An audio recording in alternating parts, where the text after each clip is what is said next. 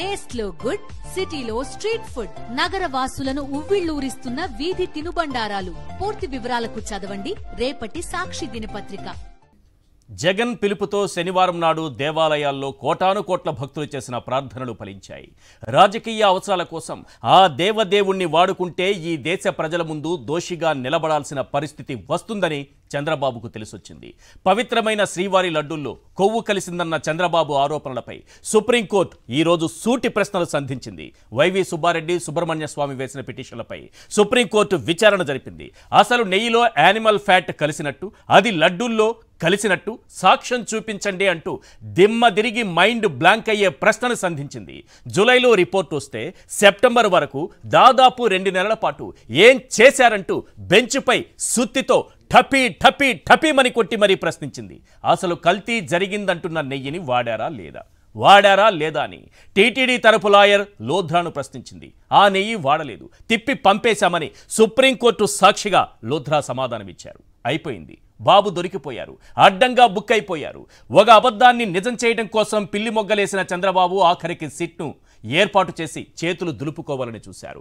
పవిత్రమైన లడ్డూపై విషం కక్కి ఆ విషాన్ని వైఎస్ఆర్సీపీకి పూసి తప్పించుకోవాలని చూస్తే భగవంతుడు క్షమించడు. అందుకే సుప్రీంకోర్టుకు తీసుకెళ్లి మరీ బాబు బండారాన్ని బయటపెట్టాడు. మీకో విషయం చెప్పనా, రాజ్యాంగ పదవిలో ఉన్న వ్యక్తి బాధ్యతగా ఉండాలి.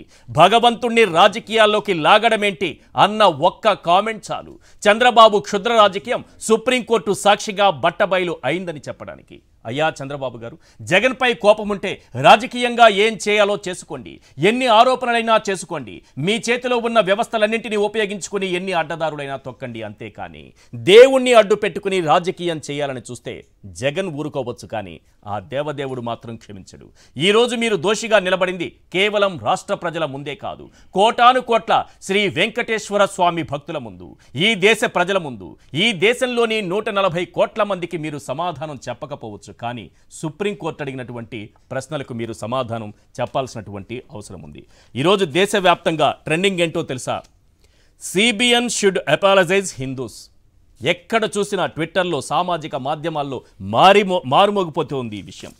అంతెందుకు ఈరోజు నేషనల్ మీడియాకు సంబంధించి సీనియర్ జర్నలిస్టులు కానీ అనలిస్టులు కానీ పెట్టినటువంటి ట్విట్టర్ పోస్టులు ఒకసారి చూస్తే ఈ రాష్ట్రం పరువు చంద్రబాబు ఏ రకంగా తీశారనేది చాలా క్లియర్గా మనకి అర్థమవుతుంది. ఈరోజు దేశవ్యాప్తంగా ఒకటి ట్రెండింగ్ అవుతోంది చంద్రబాబుకు సంబంధించి.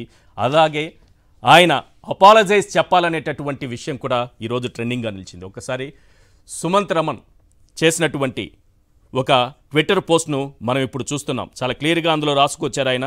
సుమంత్ రమణ్ గారు ఒక సీనియర్ అనలిస్ట్. అందులో ఏమంటారంటే, shame on NCBN, will he apologise for misleading the public. ఇప్పుడు ఆయన పబ్లిక్కి క్షమాపణలు చెబుతారా? షేమ్ అని ఇదే పదం వాడారు, క్లియర్గా మనం అక్కడ చూడొచ్చు. అదే సమయంలో నేషనల్ మీడియాకు సంబంధించినటువంటి జర్నలిస్టులు కూడా చంద్రబాబుని ప్రశ్నిస్తున్నారు. ఈరోజు సుప్రీంకోర్టు లేవనెత్తినటువంటి ప్రశ్నలు చూశాక ప్రశ్నిస్తున్నారు. నేను ఇంకోటి కూడా చదివి వినిపిస్తాను మీకు. Swati Chaturvedi senior journalist. What a fall NCBN Naidu should be ashamed of his wild claims that the Tirupati laddus were contaminated with beef tallow, fish oil and lard. Shameful intent to corner rival Jagan Mohan. How do you trust a man who can tell such lies as CM? ఒక జగన్మోహన్ రెడ్డి గారిని corner చేయటానికి, రాజకీయంగా దెబ్బతీయటానికి ఇలాంటి అబద్ధాలు చెప్పినటువంటి వ్యక్తిని మనం సీఎంగా ఎలా యాక్సెప్ట్ చేయాలి అంటూ స్వాతి చతుర్వేది పెట్టినటువంటి ఒక పోస్టు మనం చూస్తున్నాం. అలాగే చాలా ముఖ్యమైన విషయం, రంగరాజన్ నరసింహన్ ఈరోజు దేవాలయాల కోసం, సనాతన ధర్మం కోసం పోరాడుతున్నటువంటి వ్యక్తి. ఈ సనాతన ధర్మం గురించి మాట్లాడుతున్నటువంటి వ్యక్తి ఈరోజు పెట్టినటువంటి పోస్టు మీరు చూశారంటే, ఆయన పెట్టినటువంటి పోస్టు చూస్తే చాలా ముఖ్యంగా పవన్ కళ్యాణ్ని క్వశ్చన్ చేస్తూ ఆయన పోస్టు పెట్టారు. అందులో ఏముందంటే ఒక్కసారి చదివి వినిపిస్తాను. షేమ్ ఆన్ ఈరోజు రంగరాజన్ నరసింహన్, అవర్ టెంపుల్స్ అంటూ ఆయన సనాతన ధర్మం కోసం పాటుపడుతున్నారు. ఆయన పెట్టినటువంటి పోస్ట్ ఇక్కడుంది. Think 100 times now to the ఇది బాగా చూడాలి. Now to the likes of Pawan Kalyan. Think 100 times before speaking about Sanatana ధర్మ.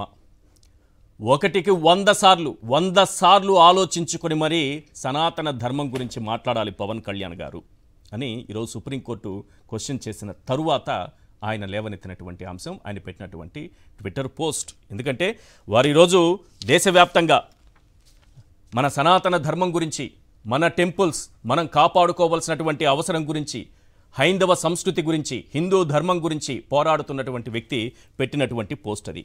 ఎందుకంటే మనం నోటికొచ్చినటువంటి ఆరోపణలు మన సనాతన ధర్మం గురించి మాట్లాడేటప్పుడు చాలా జాగ్రత్తగా మాట్లాడాల్సిన అవసరం ఉందనేది వారు తీసుకొచ్చినటువంటి అంశం. ఇలా మొత్తం కూడా దేశం మొత్తం కూడా ఈరోజు సుప్రీంకోర్టు లేవనెత్తినటువంటి ప్రశ్నలతో తిరుమల శ్రీవారి పవిత్రమైన లడ్డూల్లో జంతువుల కొవ్వు కలిసిందంటూ చంద్రబాబు ఆరోపించడం, అసలు ఈ విషయంపైన సుబ్రహ్మణ్య స్వామి అలాగే వైవి సుబ్బారెడ్డి వేసినటువంటి పిటిషన్లపైన విచారణ సందర్భంగా సుప్రీంకోర్టు చేసినటువంటి వ్యాఖ్యలు, లేవనెత్తినటువంటి ప్రశ్నలతో సిబిఎన్ షుడ్ అపాలజైజ్ హిందూస్ అంటూ దేశవ్యాప్తంగా ట్రెండింగ్లో ఉన్నటువంటి అంశంగా ఈరోజు మారింది. రైట్.